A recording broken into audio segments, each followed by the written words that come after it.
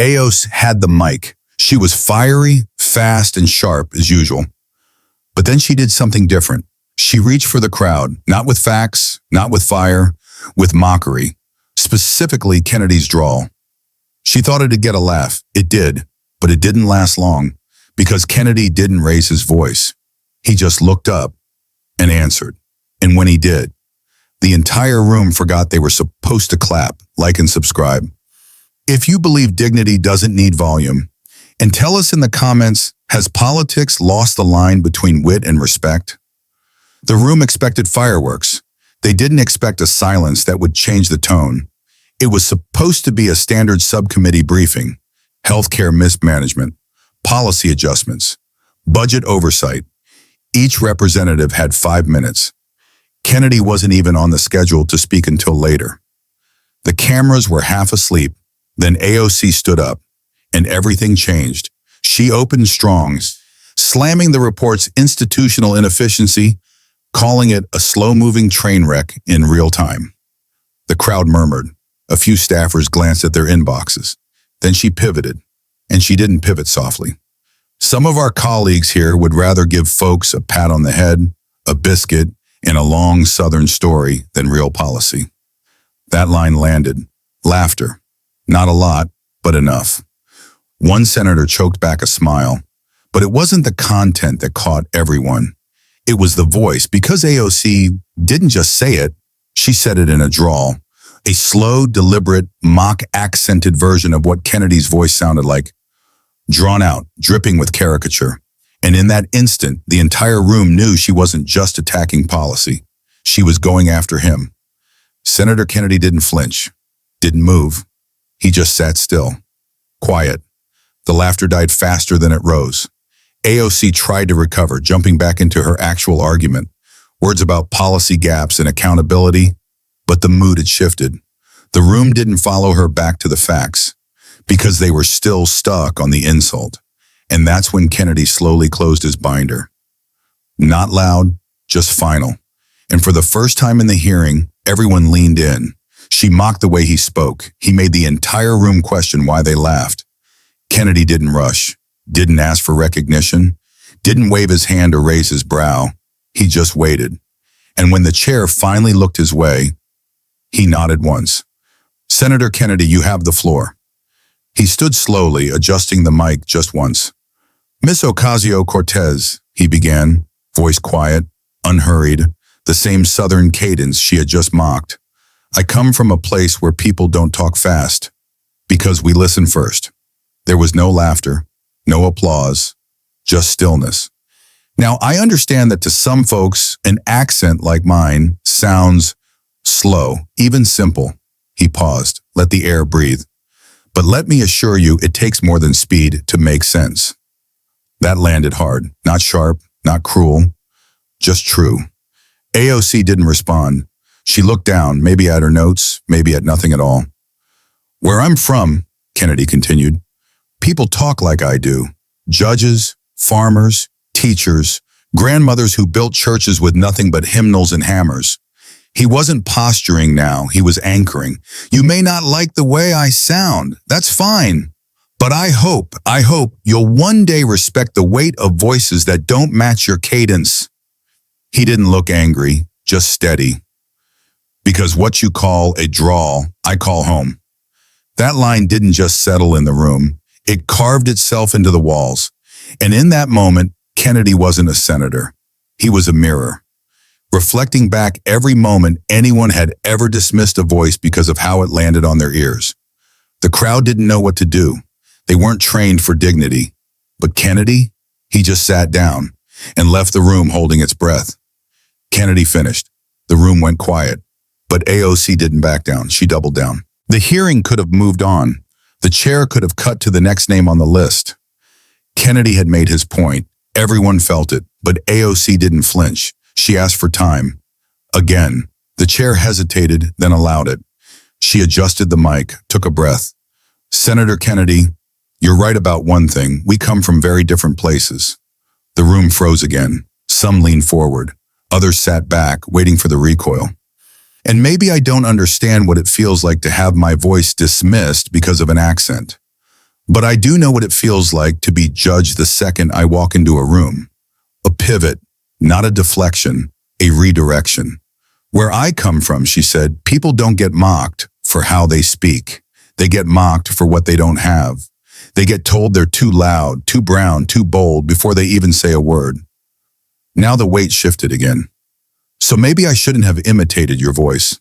That wasn't right. She paused. But don't tell me I don't know what dismissal feels like. It was a raw moment, not apology, not attack, something messier, more human. The cameras stayed tight on both faces, no reaction shots, just two lawmakers staring across decades, accents, coasts, and pain. And in that moment, the hearing became something more. It wasn't about policy. It wasn't about optics.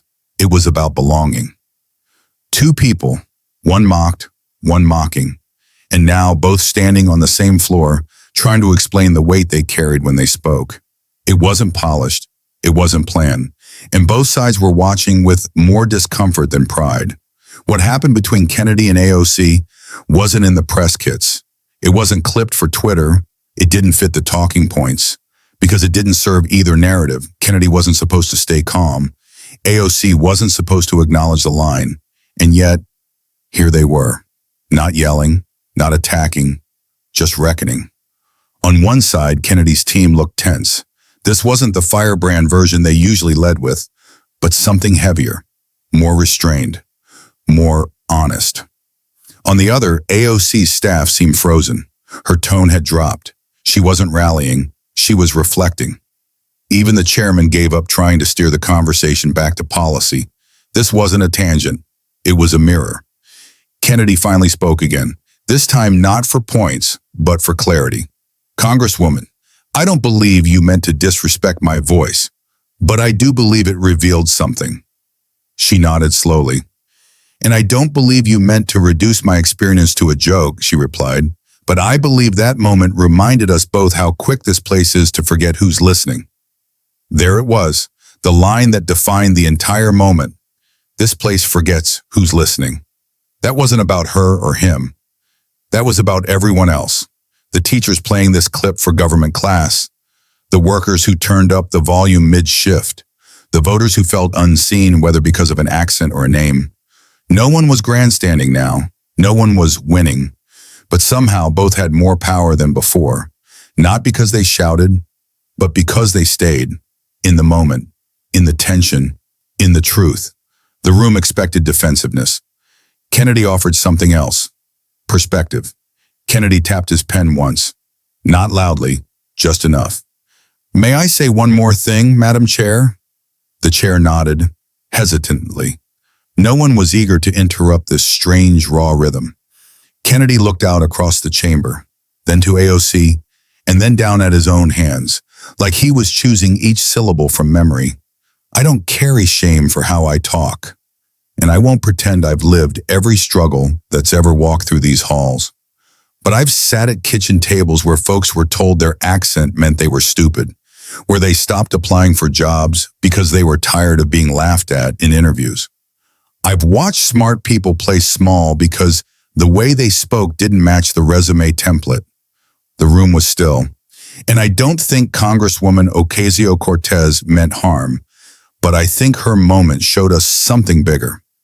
Now staffers looked up. This wasn't about AOC anymore. It wasn't even about Kennedy. We were all one sentence away from being disqualified by someone else's assumptions. Today, it was my accent. Tomorrow is someone's name, or their face, or where they pray. He let the silence land. If we want to lead, we can't just represent the people who speak like us. We've got to learn to listen even when the voice doesn't sound like our own. AOC didn't speak. She didn't need to. Her expression said everything. She heard it. And this time, so did everyone else. Because Kennedy hadn't fired back. He had stepped forward. And suddenly, the insult didn't feel like the story. The recognition did. No press team built it. No strategist greenlit it. But it was the moment that rewired how people saw both of them. The clip was only 3 minutes and 12 seconds. No chyron, no flashy edits, no shout-downs or finger-pointing. Just AOC's voice cracking, Kennedy standing firm, and one moment of mutual clarity caught on hot mic. The upload didn't come from either office. It came from a C-SPAN intern. They posted it anonymously, captioned simply, "When politics stops pretending." By morning, the clip had crossed into everything, from Reddit threads about regional dialect bias, to podcasts debating identity in public office, to morning TV hosts who didn't know which side to take, because this moment didn't fit the grid. Kennedy wasn't the Southern villain. AOC wasn't the smug progressive. Both had made mistakes, and both had owned something in public, without armor. One YouTube comment said it best, "It's the first time I've seen two people disagree, get personal, and still walk away human." The clip spread. It wasn't because it was explosive. It was because it was real. No one clapped, no one won, and yet both came out larger than before. Kennedy for staying composed, AOC for facing the echo of her words and not spinning it. And for a rare moment in American politics, people didn't share the clip to prove a point. They shared it to feel something.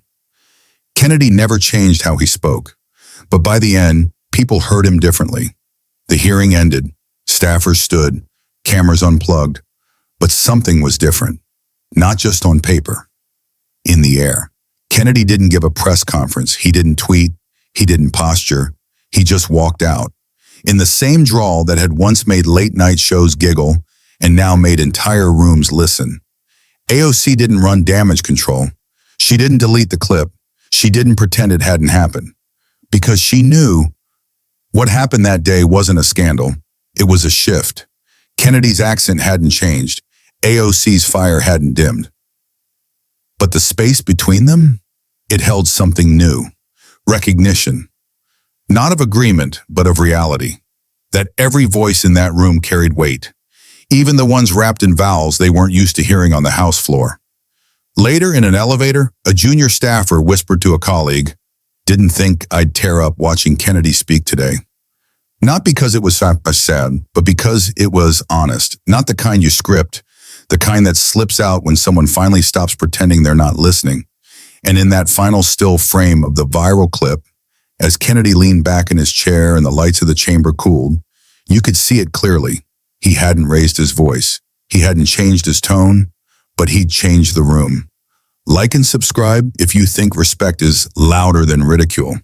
And tell us in the comments, what's one voice in politics that deserves to be heard more? And if you haven't seen what happened when Kennedy faced a racial confrontation, tap the next video in the end screen. Crockett brings up race. Kennedy responds with one question. Because sometimes the voice that sounds different is the one that finally gets through.